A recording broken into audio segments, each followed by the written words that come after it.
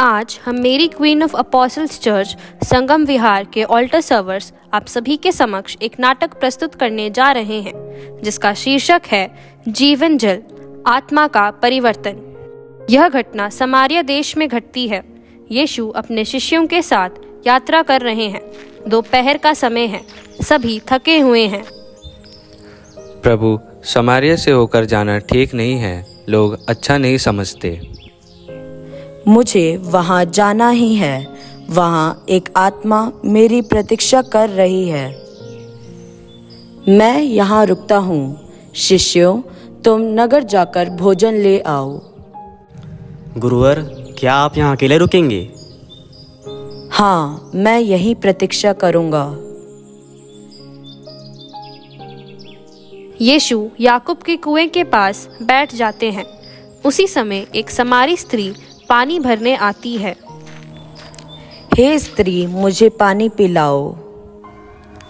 आप यहूदी होकर मुझ समारी स्त्री से पानी क्यों मांगते हैं? यदि तू परमेश्वर के वरदान को जानती तो तू मुझसे जीवन जल मांगती। जीवन जल? यह कैसा जल है? आपके पास तो घड़ा भी नहीं है। यह जीवन का जल कहाँ से लाएंगे? जो इस कुएं का पानी पीता है वह फिर प्यासा होगा, पर जो जल मैं दूंगा वह कभी प्यासा नहीं होगा।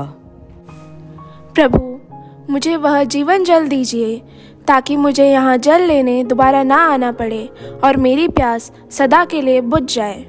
जा, अपने पति को बुला ला। मेरा कोई पति नहीं है। तूने सत्य कहा। तेरे 5 पति हो चुके हैं और जो अभी तेरे साथ है वह तेरा पति नहीं है। सत्य स्वीकार करना ही परिवर्तन की शुरुआत है। प्रभु, मैं समझ गई कि आप भविष्यवक्ता है। अब मैं दोषी नहीं, मुक्त महसूस कर रही हूँ। परमेश्वर आत्मा है।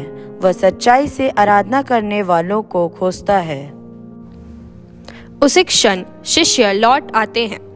वह यीशु को समारी स्त्री के साथ पाकर अचंभे में पड़ जाते हैं, परंतु वह अपने गुरु से कोई प्रश्न नहीं करते।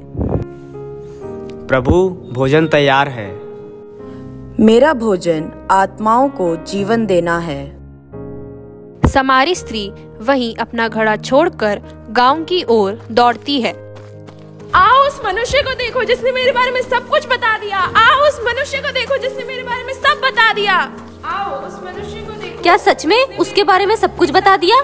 चलो चलो, हम भी चलकर देखें। चलो चलो गांव वालों, हम भी इस भविष्यवक्ता को देखते हैं। हाँ चलो, हम भी चलते हैं।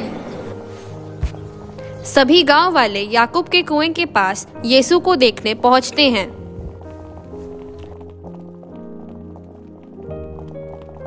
हमने आपके बारे में समारी स्त्री से सुना। क्या आप वास्तव में भविष्यवक्ता हैं? क्या आप सचमुच मसीह हैं?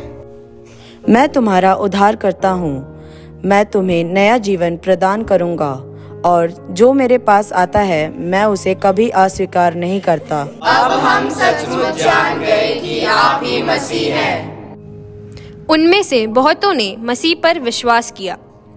यह नाटक हमको सिखाता है कि परमेश्वर सबको प्रेम करता है और यीशु ही हमारे जीवन की सच्ची प्यास बुझाते हैं।